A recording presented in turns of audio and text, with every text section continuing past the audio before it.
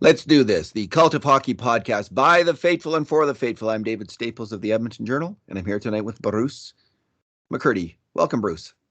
Hey, David. How you doing tonight? Well, Bruce, that was one of the worst games of the year. The Oilers lost 5-1. They weren't really in the game. Let's just get at it. 2 good things, 2 bad things, and 2 numbers. What's your good thing, Bruce? Oh, well, my good moment, 1 second out of that game that I really enjoyed was big bruising Marcus Niemelainen attempting to launch Dustin Brown into low Earth orbit.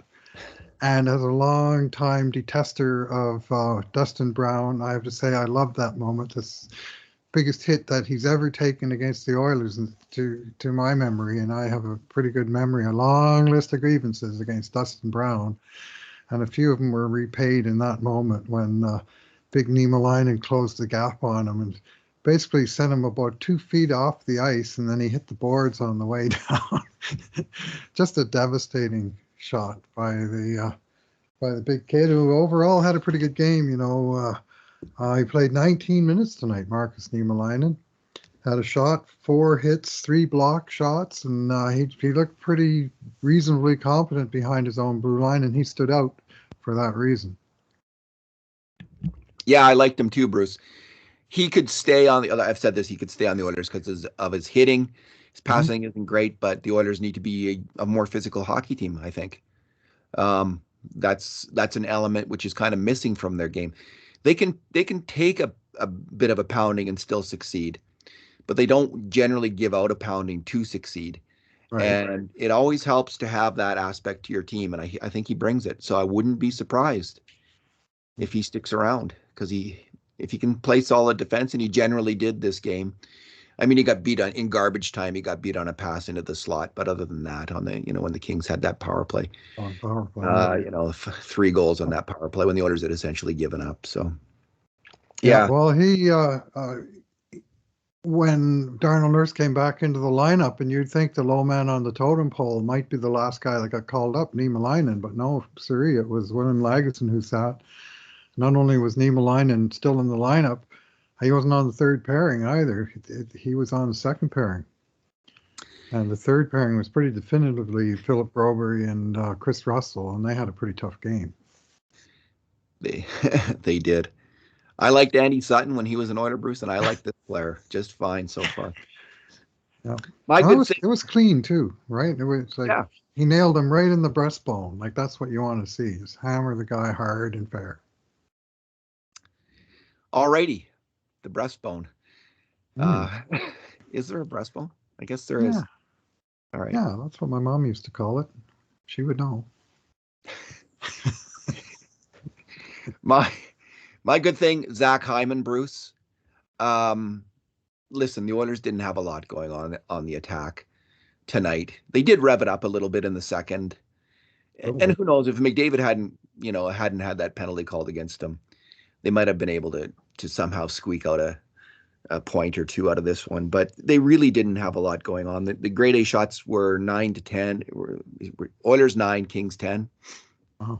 And but Hyman was one of the guys who did have it going on a number of occasions during this game. He almost scored on the power play. The Oilers finally kind of got it going on in the second on a power play. There was Barry made a nice play and wristed a shot at net, which was blocked, I think. And then McDavid got a slot shot, and then Hyman almost put on the rebound. Great save by Jonathan Quick. It was on the short-handed play, though, that he really made a great little play on the wall. Just a perfect pass to kick off that sequence where Darnell Nurse scored his goal, a really nice goal by Darnell Nurse. But really, it was that pass, which was the most clever play of all. Actually, that's not true. Nuge's backhanded pass was really fine, and Nurse's finish was absolutely outstanding. So all 3 of those passes, those plays, I should say, were really good. But Hyman made the first of them, and that's what got it going.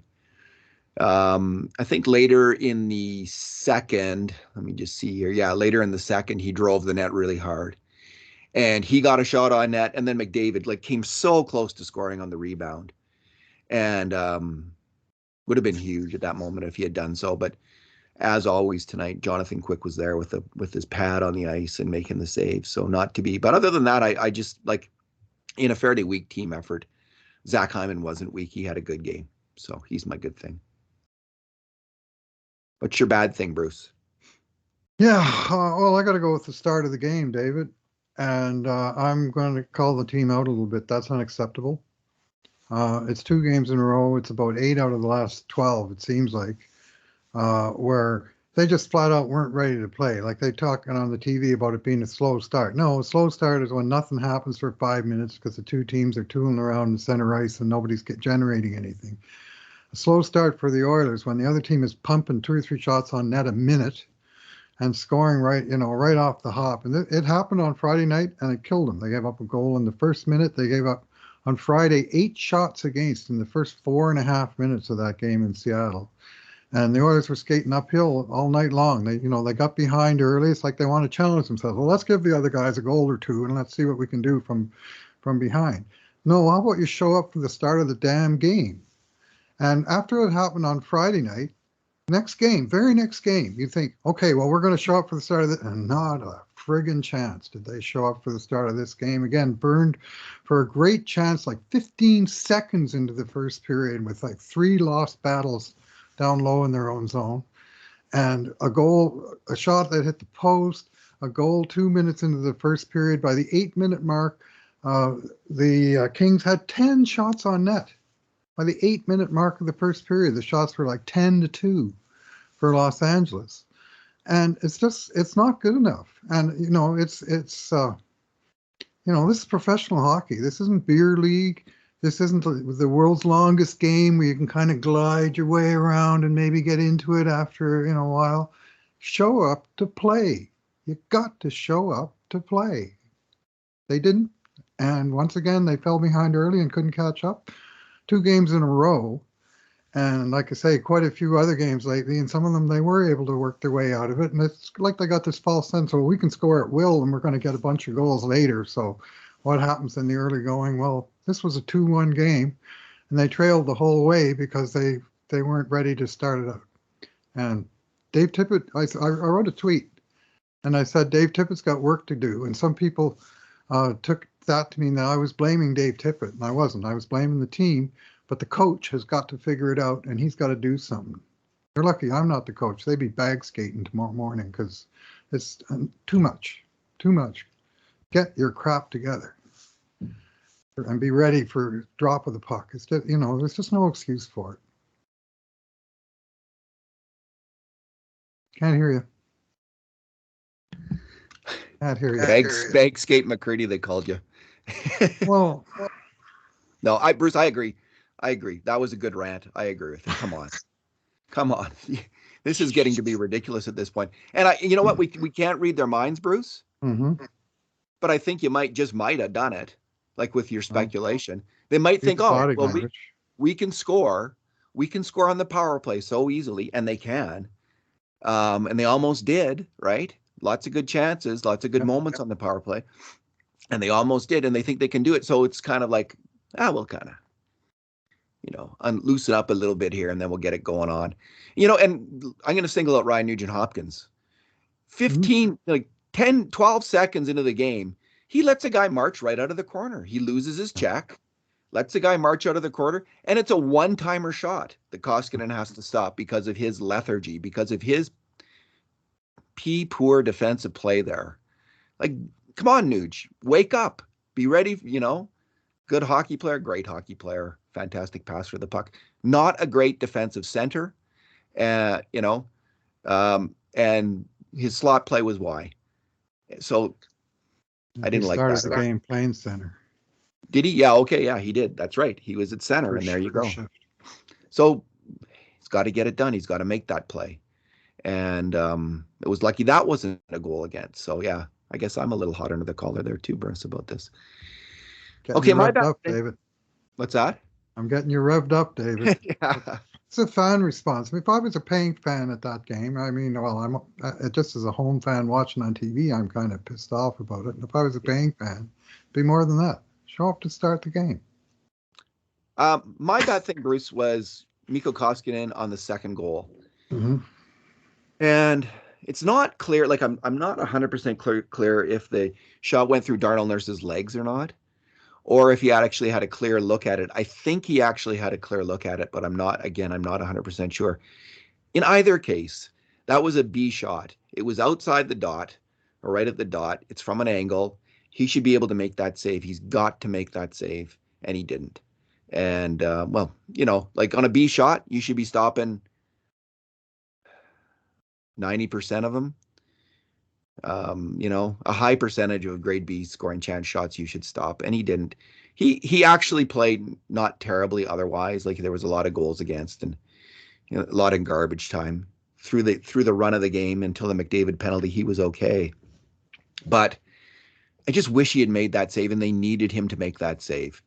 And it was the difference in the game. It got the Kings out to that 2-goal lead. It's hard to come back from Was the winner? 2 goals. Yeah, against a tough checking and determined team, which the Kings were tonight. So Yeah, and it was a rocket of a shot by Kempe. Like he can really fly, and he sort of used his speed and just fired it. And Koskinen, he kind of flared out his blocker, and he couldn't pull it back, and it went right under. yeah, They call it the 6 hole. I call it the armpit hole, but whatever. It's went right in between his arm and his body, and it was a bullet shot. But Koskinen should have had it. what's your second bad thing, Bruce? We'll go with 2 bad things. Yeah, oh yeah, in this game. I'm going to go with the line of Derek Ryan with Warren Fogle and Colton Sevier, but I am going to single out Derek Ryan, who had another miserable game.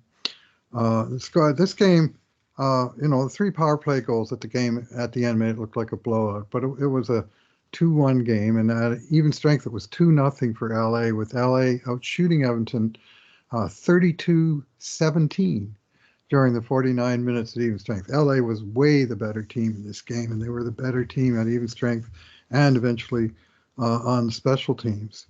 Well, that line got burned for both of the goals. So Derek Ryan, I mean, you could say these are numbers, but I got another number for the numbers.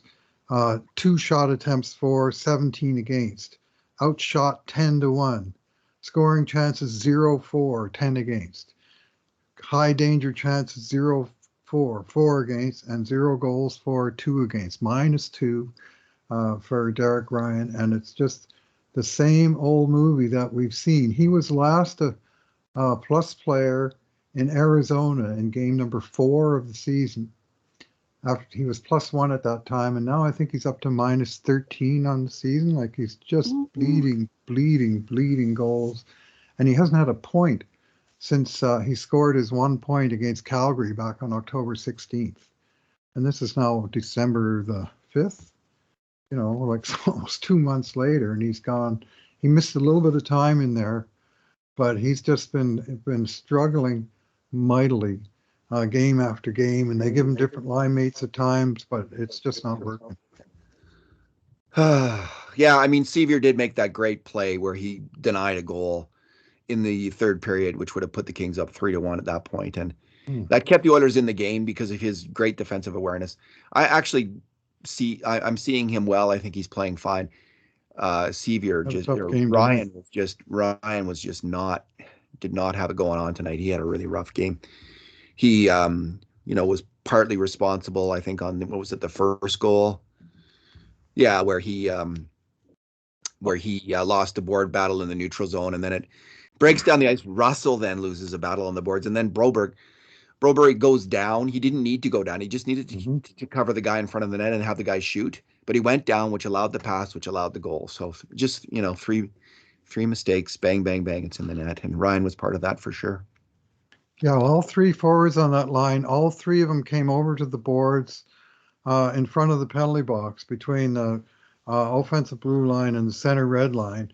And the puck, you think the puck's getting tied up on there, and basically all 3 of them lost the battle, and it went south. And then once Russell had a problem, he had no support. He had Broberry trying to come and make the hero play, and there was no forwards anywhere to be seen on the backtrack because they were all standing still at center. In minor hockey, that's where the coaches yell on the bench, "Don't bunch up, don't bunch up." You could have thrown a blanket over all 3 guys. Yeah. Okay, my Good. my second bad thing, Bruce, is Connor McDavid's match penalty. Is that what it's called? Like a 5-minute major where he's kicked out of the game. Well, And major and game misconduct, so not a and I match, but same general result. as Fine. those penalties go, it was a mild one. I mean, I think it was, first of all, it's a bang bang play. It wasn't charging from a million miles away. Second of all, I think he hit him on the shoulder. That's where the contact was made, because it was a hard hit into the shoulder from behind. Mhm. It drove his face into the glass and Yep, gave him a sure bloody did. nose. Now, for all the Oiler fans who are complaining bitterly, and I haven't been on Twitter, I'm just guessing though. There's a number of bitter complaints Good about that guess. call, and I get it. So first of all, I get it. I hated the call. I really did in the moment. But here's what I'm going to ask you to think about when you're complaining. If that had happened, turn it around. If Adrian Kempe had thrown that hit on Connor McDavid, what would your reaction be? Would you be calling for suspension now? Would you say that was justice? Because I would. So, um, that's the truth. I would. And so I can't, knowing that, I can't do anything but do what Louis DeBrusk did during the broadcast and kind of, own it. He hit him from behind, drove his head into the glass. That is a 5-minute penalty. He's out of the game. And I accept the call on those grounds. So you don't have to agree with me, but that's my take. What about you, Bruce? He didn't hit him in the head, but his head hit the glass, Yeah. and as a result of the contact, and it wasn't like even a particular, I didn't think vicious check, like, but he did finish the check against a guy in a vulnerable position, Yeah. and bloodshed resulted. Um, Not so serious that Kempe wasn't able to come out and pot the power play goal to put it away, but so it goes sometimes. It's Yeah. bloodshed resulted. I've got no huge beef with that call. I mean, it's kind of unfortunate, but once I saw the blood, I thought, oh, he's probably gone. He There will was. be no suspension. There better not be. I'm going to the game on Tuesday night. I'll be pretty choked if Connor's in the press box. There won't be a suspension. No. That was a that was right on the edge. Like, there's all Well, kinds of hits he that are got just heavily that. penalized within the game. He doesn't need other games. I Yeah. mean, that's a very heavy penalty that he took. It basically cost his team their chance at the win. Yes. What's your number? Yeah. Oh, my number is 7. And this is defenseman Tyson Barrie led the Oilers tonight with 7 shot attempts. That sounds pretty good, eh? Except for this, all 7 of them got blocked. He didn't get a single shot through. 7 shot attempts, all of them blocked. Okay. What's What's up, Doc? Yeah. what? I mean, I got nothing to say other than the number. It just kind of speaks for itself. What the hell? And his only other stat on the night was 2 giveaways. Yeah. He didn't leak. Well, he did. There was the one breakaway actually that he gave up. So his partnership with Niemelainen was actually probably the safest partnership on the ice tonight. It was at even strength. Nurse and Bouchard were a bit of a mess in the first period. And yeah. Okay. My number, Bruce, is 2. Mm-hmm. Now, the Oilers have been bragging that they never lost more than 1 in a row this year. Well, they just did. 2. And they did it in decisive fashion, absolutely decisive fashion. They really deserved to lose that game. And they did. So this is the down point of the season. We're down. We're not happy. Expectations have been raised in Edmonton, I guess. We expect more from this team, and I think justifiably so. They have been outworked in both those games, and that's Yes. why it's hard to take. And That's they start coming on and they start outworking the other team, but they get outworked at the start of the game, 2 periods in a row, 1 period in a row, and then they start coming back. Like, it's not good enough from this team. And if they're all crabby and sour, well, that's good. So are the fans. And as you know, there's 2 things in hockey, Bruce: winning and misery. They're feeling the misery. Good. They should be, because they haven't played well. How about feeling crabby at the 0-0-0 mark of the first period next game instead of getting into the same trap that you fell into the game before? So, and as for them outworking LA, well, in the third period tonight, despite LA holding the lead and score effects pushing the game towards LA's end, you would think LA outshot the Oilers 13-4 in the third period. And the last 3 or 4 shots came on the power play. Devon had 4 shots trailing by a goal in the third period. They just couldn't really get it going at all. No, the So I only don't time think even then they outworked the Kings. I just thought they raised their work rate, but they never outworked them. I thought in the second, Kings. Bruce, the second when the Oilers had 6 grade A shots to 2 for the Kings. Excuse me. That's the period where the Oilers kind of came alive and started to trying to grind their way back into the game, and you know, that's when Hyman played well, and that's when they got their goal, and that was the bright spot of the game, but not to be. Bruce, let's leave it there. Thanks for talking tonight. Yeah, that's enough said about that stinker. And thanks for listening, everyone. And in the meantime, and in between times, this has been another edition of the Cult of Hockey podcast.